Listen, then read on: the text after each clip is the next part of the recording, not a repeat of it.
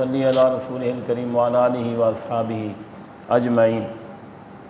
अम्मा बाद, एक ताजर अपनी ज़कात कैसे अदा करे? एक सवाल है, इसका जवाब हम सबको जानना चाहिए, जानना ज़रूरी भी है। आम तौर पर लोग तिजारत करते हैं, तिजारत के अंदर अल्लाह करीम ने बरकत रखी है। अहल्लल्लाहुल बैअ व हर्रम रिबा, अल्लाह करीम ने तिजारत को हलाल फरमाया है और सूद को, रिबा को हराम फरमाया है। तिजारत हलाल पेशा है। एक ताजिर है, उसने 1 करोड़ रुपया किसी कारोबार में लगाया है। अब वो कहता है कि साल के बाद ना मुझे 5 लाख रुपया, मैं अपने तरफ से सवाल बना रहा हूँ, 5 लाख रुपया या 4 लाख रुपया मुझे ना नफ़ा हुआ है। 1 करोड़ रुपया मैंने माल लगाया था कारोबार में, तो अब साल गुजर चुका है, मिसाल के तौर पर यकम रमज़ान आ गई, तो अब मुझे ना 4 लाख 5 लाख रुपया जो है ना वो प्रॉफिट मिला है। अब मैंने 1 करोड़ पे ज़कात देनी है या उस 5 या 4 लाख पे ज़कात अदा करनी है? ये एक सवाल है, शायद आपको सवाल समझ आ गया होगा। इसका जवाब ये है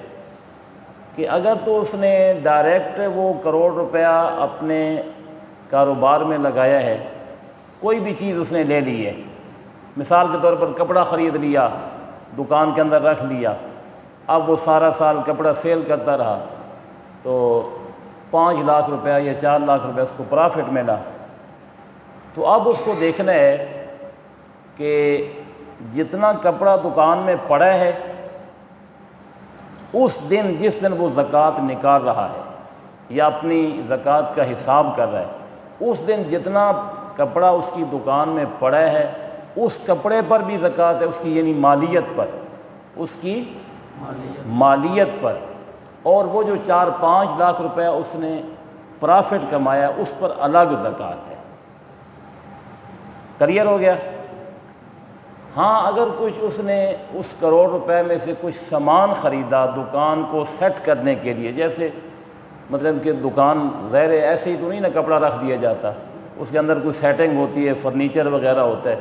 जो रुपया उसने मिसाल के तौर पर 2-3 लाख रुपया उधर लग गया, उसकी ज़कात कोई नहीं है, वो उसके ख़र्चे में चला जाएगा, वो उसके ख़र्चे में चला जाएगा।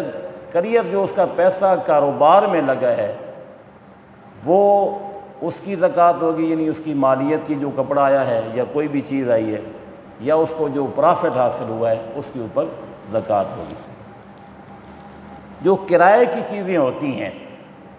मिसाल के तौर पर गाड़ी है किसी के पास, वो किराए पे रेंट पे चलाता है, गाड़ी है 20 लाख रुपए की, तो अब उस गाड़ी पर ज़कात नहीं है, गाड़ी के ऊपर ज़कात नहीं है, 20 लाख के ऊपर वो ज़कात नहीं देगा। मिसाल के तौर पर उसकी 20-25 हज़ार माहाना उसकी इनकम रही और वो इनकम कुछ वो सर्फ करता रहा, ख़र्च करता रहा, कुछ उसकी बचत होती रही, जो कुछ बचा है ना उसके किराए में से अगर वो निसाब को पहुंचता है, ज़ाहिर निसाब को तो यकीनन पहुंच जाएगा। निसाब आजकल बनता है, कितना बना था, तकरीबन 70,000 रुपया चांदी के 52.5 तोले की कीमत के एतबार से, तो इतना कुछ तो ज़रूर बन ही जाएगा। जो 25 हज़ार अगर माहाना उसकी आमदनी है, तो वो जो निसाब के मुताबिक उसका किराया बचा है ना उसके ऊपर ज़कात होगी, गाड़ी की ज़ात पर ज़कात नहीं। इसी तरह मकान है, बेशक 1 करोड़ रुपए का है, लेकिन वो मकान किराए पर है, तो उसका जो किराया मंथली आता है वो किराया अगर हमारे पास जमा है तो जो ख़र्च हो गया वो तो ख़र्च हो गया, जो जमा है वो निसाब को पहुंचता है तो ठीक है, उसके ऊपर ज़कात है, वरना ज़कात कोई नहीं है, बेशक वो मकान जितनी मालियत का भी हो। इसी तरह जो घर के मुलाजिमीन होते हैं, घर में काम करते हैं, बाकायदा मुलाजिम होते हैं, तनख्वाहदार होते हैं, अगर वो वाकई मुस्तहिक हों ना, यानी गैर साहिब निसाब हों, तो उनको हम ज़कात अपने तौर पर दे सकते हैं। लेकिन ज़कात उनकी तनख्वाह में मतलब कि ना शुमार नहीं की जा सकती। تنخواہ ماہانہ جو ہم دے رہے ہیں وہ الگ دینی پڑے گی شیڈول کے مطابق، زکوٰۃ سے ہم ان کی معاونت کر سکتے ہیں۔ جو پیشہ ور بیکاری ہوتے ہیں ان کے بارے میں اگر کسی کو ذاتی طور پر تسلی ہے کہ یہ ہے تو پیشہ ور لیکن یہ بیچارہ واقعی ہے مستحق، بعض اوقات پیشہ ور مستحق نہیں ہوتے، ہم نے سنا ہے، تسلی تو کوئی نہیں کی، بعض اوقات جو پیشہ ور ہوتے ہیں نا سنا ہے کہ وہ بڑے بڑے مالدار ہوتے ہیں، لیکن بہرحال میں ان کی بات کر رہا ہوں جو مالدار نہیں ہوتے لیکن ہوتا ان کو بس عادت پڑ چکی ہوتی ہے مانگنے کی۔ تو اگر کوئی ایسا پیشہ ور بیکاری ہے، سائل ہے، جس کے بارے میں ماحول کے ذریعے یا خود اپنے طور پر ہمیں معلوم ہے کہ ہے اس کو مانگنے کی عادت لیکن ہے یہ مستحق، تو اس کو ہم زکوٰۃ دے سکتے ہیں۔ یہ مطلب نہیں ہے کہ ہم اس کو زکوٰۃ نہیں دے سکتے یا دینے سے ادا نہیں ہوگی، چونکہ وہ اس کیٹیگری میں ہے کہ وہ مستحق ہے، صاحب نصاب نہیں ہے، لہذا ہم اس کو زکوٰۃ دے سکتے ہیں۔ تو اللہ تعالی ہمیں ان مسائل کو یاد رکھنے کی جی ہاں، جو پیسے کسی کو قرض دیے ہوئے ہوتے ہیں نا، مثلا 1,00,000 روپیہ میرا کسی کے ذمے ہے، اس نے مجھے دینا ہے، ابھی وقتی میرے پاس وہ موجود نہیں ہے، اس کی زکوٰۃ تو میں نے ہی ادا کرنی ہے۔ یہ نہیں ہو سکتا کہ وہ زکوٰۃ جو ہے وہ جس کے پاس وہ پیسے ہیں وہ ادا کرے گا، اس کا تو وہ مال ہی نہیں ہے، یعنی بے شک وقتی طور پر اس کے پاس ہے لیکن اس کا اپنا نہیں ہے، اس نے مجھے واپس لوٹانا ہے، جب بھی وہ لوٹائے گا تو قرض والے روپے کا جو کی زکوٰۃ ہے وہ مالک ہی ادا کرے گا، جس کے پاس قرض ہے وہ ادا نہیں کرے گا، لیکن اس کے لیے ایک گنجائش ہے کہ جس نے قرض دیا ہوا ہے وہ حساب لکھ لے کہ اتنا عرصہ میرا 1,00,000 روپیہ یا 2,00,000 روپیہ یا 20,000 روپیہ اتنا عرصہ میرا پیسہ فلاں کے پاس رہا ہے، وقتی بے شک وہ ادا نہ کرے کیونکہ اس کے پاس ہے نہیں، جب واپس آ جائے تو پھر اتنے سالوں کی زکوٰۃ وہ ادا کرے، ادا اسی نے کرنی ہے جس نے وہ رقم قرض کے لیے دی ہوئی ہے، اس کی زکوٰۃ جو ہے وہ معاف نہیں ہو سکتی۔ دوسرا یہ ہے کہ بعض اوقات نا لوگ بالکل یہ سوچ نہیں ہونی چاہیے مسلمان کی سوچ تو بالکل پازیٹیو ہونی چاہیے۔ بعض اوقات نا لوگ پتہ نہیں شیطان نے اس قدر ذہن بنا دیے ہیں نا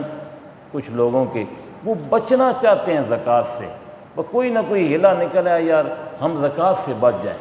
یہ سوچ ہی نہیں ہونی چاہیے۔ بھئی جب اللہ کی راہ میں دینا ہے، زیادہ دینا ہے یا تھوڑا دینا ہے، اللہ کریم نے اس کو پتہ نہیں دگنا تگنا 7 گنا کر کے واللہ یضاعف لمن یشاء بغیر حساب، بغیر حساب کے واپس دینا ہے، تو پھر یہ سوچ ہی نہیں ہونی چاہیے۔ قرض جو ہے نا، قرض مقروض ہونے کی صورت میں زکوٰۃ اس وقت نہیں ہے جب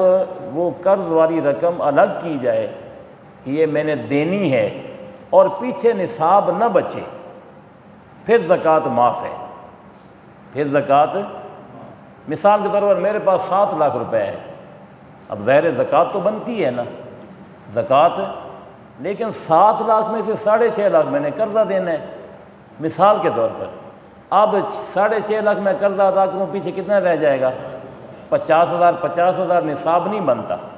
50,000 نصاب بنتا ہے 70,000، تو 50,000 نصاب نہیں بنتا، لہذا اگر میں وہ 6,50,000 ادا کر دوں، یہ نہیں ہے کہ میں نے کرنی ہے، کر دوں یعنی اس کو جس کا وہ ہے وہ میں دے دوں، اس کے بعد میرے پاس کیونکہ نصاب کے مطابق نہیں بچا، لہذا میرے اوپر زکوٰۃ۔ لوگ پتہ کیا کرتے ہیں، جی میں نے 6,50,000 روپے دینا ہے، بھئی تو نے دینا ہے نا، جب تو دے گا تو پھر زکوٰۃ تیرے لیے زکوٰۃ نہ دینے کی گنجائش ہوگی، دینا تو نے ہے 7 سالوں میں، یعنی کہ تو نے دینا ہے قسطوں میں، ہر مہینے 50,000 دینا ہے یا 1,00,000 دینا ہے، وہ دینا ہے تو نے 6-7 مہینے کے بعد، تو ابھی اس قرض والی رقم کو اپنے دوسرے مال کے ساتھ ملا کے زکوٰۃ سے بچنا چاہتا ہے، اس کی شریعت میں گنجائش نہیں۔ تو جو قرض والی رقم ہوتی ہے اس کے اوپر بھی زکوٰۃ ہوتی ہے، اس کے لیے ایک گنجائش ہوتی ہے کہ جب واپس مل جائے۔ ہاں، یہ گنجائش شریعت نے اسی وجہ سے رکھی ہے کہ بعض اوقات ایسا ہوتا ہے آج کل کے دور میں آپ کو پتہ ہے قرض دینا لینا جو ہے نا بڑا مشکل کام ہے، عام طور پر دیتا کوئی نہیں ہے، لینے والے تو خیر ہیں لیکن عام طور پر دیتا کوئی نہیں ہے، پتہ ہے کہ پتہ نہیں واپس ملے گا یا نہیں ملے گا،